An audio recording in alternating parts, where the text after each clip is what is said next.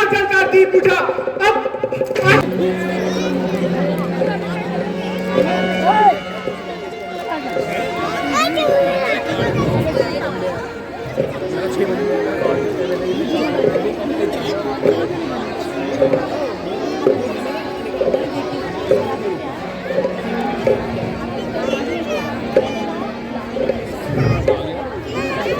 माता जी प्रणाम। चिरंजीव रहो बेटा। तुमने आने में बड़ी देर लगाई। कहो, मामा के यहाँ सब कुशल तो है? माता जी वहां पर तो सब प्रकार से कुशल है, परंतु अवध को क्या हुआ है जो सारा नगर सुनसान पड़ा है। इस नगरी के चमक धमक को किसकी नजर डस गई है। जहां 12 महीने सावन मल्हार गाता था, आज वहां उदासी की छाई है।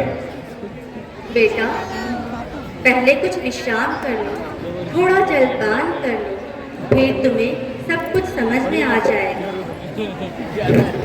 माता जी मेरी शंका को और न बढ़ाइए, पहले मुझे कारण बताइए। बेटा, शंका करने की आवश्यकता नहीं है। मैंने सारा वातावरण तुम्हारे अनुकूल कर रखा है। परंतु मुझे तो ऐसा लगता है कि सारा वातावरण मेरे प्रतिकूल है। कोई ढंग से बात नहीं करता, कोई मेरी बातों का उत्तर नहीं देता। सच बताइए माता जी, पिताजी कहाँ हैं? भैया राम कहाँ हैं? बेटा, बड़ी दुख की बात है, तुम्हारे पिताजी अब इस संसार में नहीं रहे।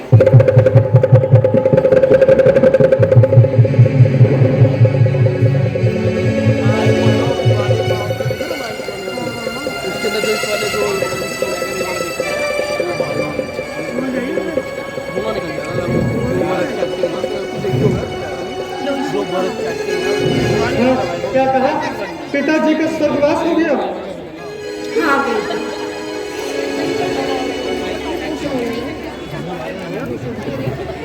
हाय विधाता, हाय विधाता, तूने एक कैसा दुर्दिन दिखाया है जो मैं अंतिम बार पिताजी के दर्शन भी न कर सका। करेगा कौन अब संसार में ममता मेरी? आपके पीछे खबर कौन लेगा पिता मेरी? बेटा, जीना मरना तो विधाता के हाथ में है। वो चाहे तो 4 पल का श्वास दे भी सकते हैं और चाहे तो छीन भी सकते हैं। और बेटा, अधिक रोने से मृतक की आत्मा को कष्ट होता है। माता जी, क्या उन्हें कोई रोग हो गया था? उन्होंने कैसे प्राण त्यागे थे? बेटा, उन्हें कोई रोग तो नहीं था, बस राम के वियोग में। भैया राम का वियोग? भैया राम का वियोग?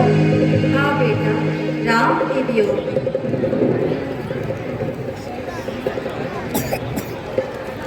क्या भैया राम उनको छोड़कर कहीं चले गए हैं? हाँ बेटा, वह 14 वर्षों के वनवास के लिए गए थे।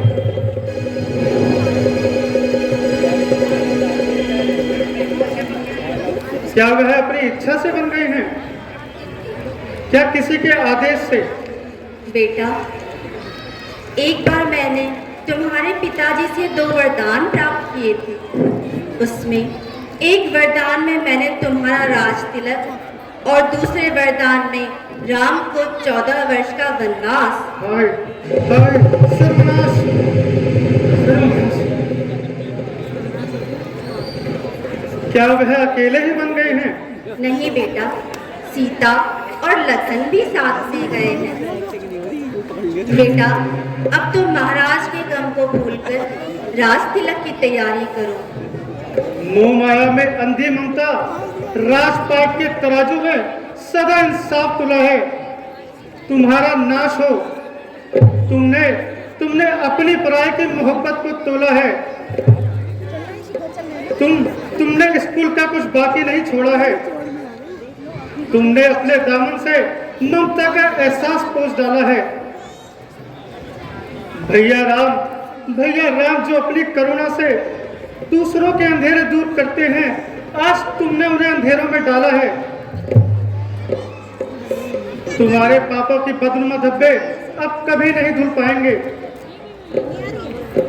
तुम्हारे पाप की बोझ की गठरी ये अभागा भरत कैसे उठा पाएगा। मैं माता कौशल्या को अपना काला मुंह कैसे दिखाऊंगा। तुम्हें आज से मुझे बेटा कहने का कोई हक नहीं। तुम मन में एक कल्पना करो, बेटा जन्मा ही नहीं मैंने, मैं सोचूंगा मैं माँ कहूँ, कोई माता ही नहीं मेरे। चुप हो जाओ नादान।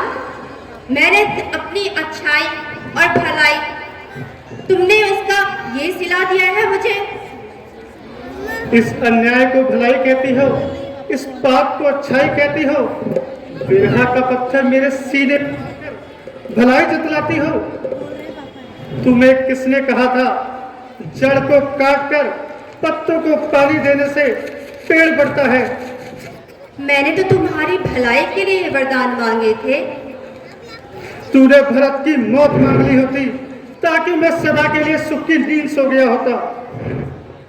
मेरी भाग्य विडंबना तो देखो, रघुकुल में मैंने जन्म लिया, राजा दशरथ जैसे चक्रवर्ती पिता मिले, सब पे करुणा बरसाने वाले भातर मिले, और इसी जन्म में मुझे ये निर्दयी मां मिली। ये क्या कह रहे हो बेटा? मैं तुम्हारे राज तिलक के लिए विधवा हुई, राम को वनवास भेजकर बदनाम हुई, कुल की नजरों में गिर गई।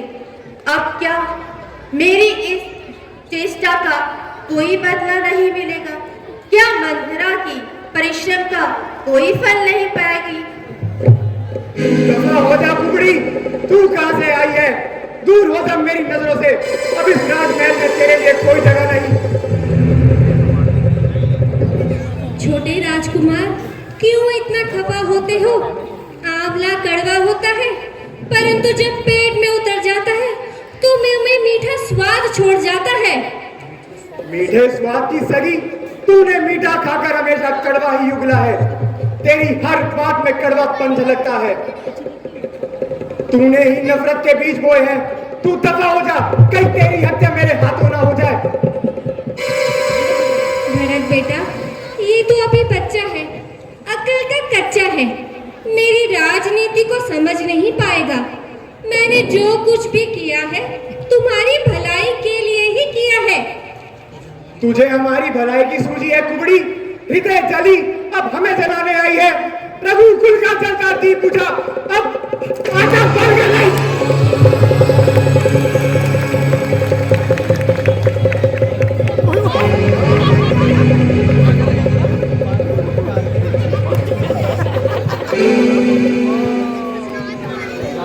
भैया, इस नीच की बुद्धि पे क्या रोना धोना, जब बुद्धिमान की अकल पे ही पत्थर पड़ गया है। नीच ममता, तेरे सपने अधूरे ही रह जाएंगे। तू राजमाता कभी नहीं कहलाएगी। तू एक रंग की माता ही कहलाएगी।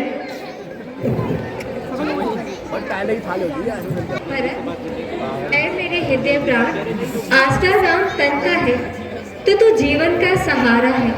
यदि वो नयनों का तारा है तो तू प्राणों से भी प्यारा है। रही बात कैकेयी की, तो वो भी तो दुख उठाती है।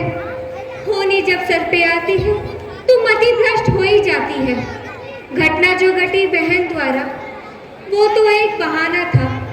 वास्तव में मृत्यु नरपति की और रघुनंदन को वन जाना था, इसलिए पुत्रवत जो होना था वो हो गया।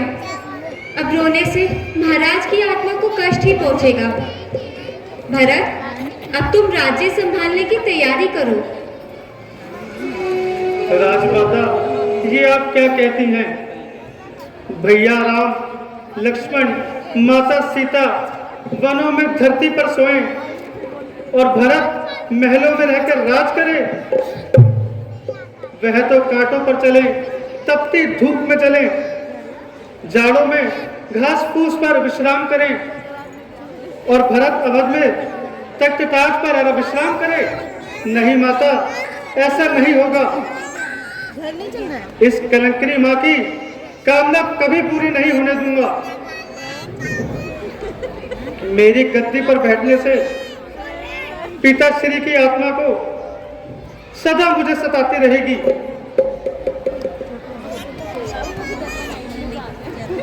बेटा, जो इस जग से चला गया उनके लिए क्या सोचना, अब उनका सोचो जो तुम्हारे सामने जीवित है, ताकि ये ना चले जाए। बेटा, महाराज दशरथ थे सच्चे कर्मवीर, ये ना तर्जने योग्य कभी। जीना बनना तो माया है, ये ज्ञान ना तर्जने योग्य कभी। इसलिए पुत्रवर, अब रोने से मृतक की आत्मा को कष्ट ही पहुंचेगा। अब तुम राज्य संभालने की तैयारी करो। माँ, मैं किसी की आज्ञा का उल्लंघन नहीं करना चाहता, परंतु मुझे यह तो बताएं, क्या ये भूल सुधारी नहीं जा सकती? क्या भ्रासिरी को अयोध्या वापस लाया नहीं जा सकता? मैं अभी वन जाता हूँ और भैया राम को अयोध्या वापस लेकर आता हूँ। राज तिलक का अधिकार उन्हीं का था और उन्हीं को होगा। मैं सहमत हूँ, मैं राजी हूँ। मैं कहती हूँ तुम वन को जाओ। मुझ कलंकनी के माथे से इस कलंक को मिटाओ, लौटा कर लाओ रामचंद्र को। उन्हें उनका हक दो बेटा। एक बार मुझे मांगकर मुझे सीने से लगा लो बेटा। बेटा, तुम्हारे इस भाव प्रेम को इतिहास में हमेशा सुनाया जाएगा और मेरे प्रायश्चित करने के बाद भी इतिहास मुझे कोसता रहेगा। आओ बेटा, शीघ्रता करो, चलो वन को चलते हैं। चलिए माता जी, अंधकार में हो गया दिन की तरह प्रकाश, मानो बादल छट गए, निर्मल हुआ आकाश। चलिए माता श्री। क्यों